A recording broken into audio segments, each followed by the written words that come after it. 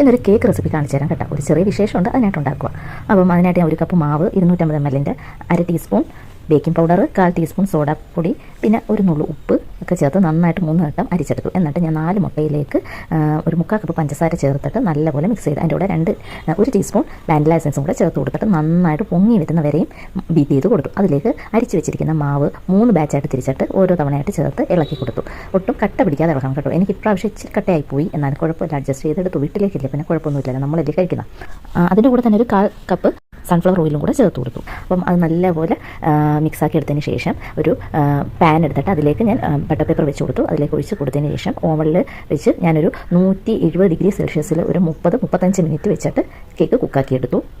Cake ഓണിൽ വെക്കുന്നതിന് മുന്നേ ഞാനൊരു 10 മിനിറ്റ് 200 ഡിഗ്രി സെൽഷ്യസിൽ ചൂടാക്കി പ്രീ ഹീറ്റ് ചെയ്തിട്ടുണ്ടായിരുന്നു ഓവൻ. എന്നിട്ടാണ് ഞാൻ ഈ ബാറ്റർ വെച്ച് കൊടുത്തത്. അപ്പോൾ നമ്മുടെ കേക്ക് റെഡി ആയിട്ടുണ്ട്. കേക്ക് ചൂടാറിയതിന് ശേഷം ഞാൻ എൻ്റെ ബട്ടർ പേപ്പർ എല്ലാം റിമൂവ് ചെയ്തു. പിന്നെ ഒരു ഇമ്പോർട്ടൻറ്റ് കാര്യമുണ്ട് കേട്ടോ, ഇവിടെ വിപ്പിംഗ് ക്രീമില്ല.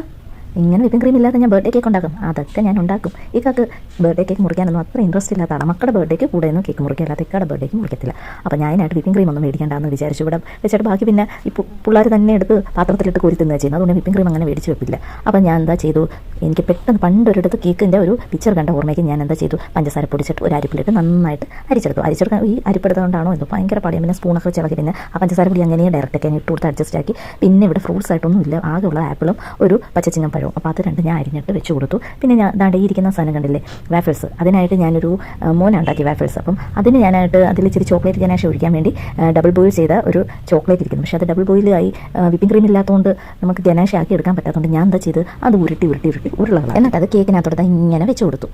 എൻ്റെ അടുത്ത് വലിയ കളി, എനിക്കാണ് ഡിസൈൻ ഇല്ലാത്ത ഇപ്പം ഈ വാഫിൾസൊക്കെ ഞാൻ ഇനി എന്തോ ചെയ്തിനകത്ത് എവിടെ വെക്കുമെന്ന് അറിയാതെ ഇത് മുറിക്കുമ്പോൾ പോലും ഇതിനെ എനിക്ക് എന്തോ ചെയ്യണമെന്ന് ഒരു പ്ലാനും ഇല്ല. അപ്പോൾ ഇത് ഞാൻ ചെറിയ പീസുകളാക്കിയിട്ട് അതും എൻ്റെ മേളിൽ വെച്ച് കൊടുത്ത് കേക്കൊക്കെ സെറ്റാക്കി വാഫിൾസും ഒക്കെ കൊണ്ടുവച്ച് ഒരു ഭംഗി കൊണ്ടുവച്ച് കേട്ടോ വാഫിൾസ്. അതിനവിടെ പ്രത്യേകിച്ച് റോളൊന്നുമില്ല.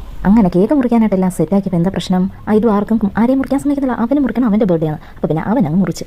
അതോടെ ഇക്കായി ഹാപ്പി, പിള്ളേർ ഹാപ്പി, അവനും ഹാപ്പി, ഞങ്ങൾ ഹാപ്പി.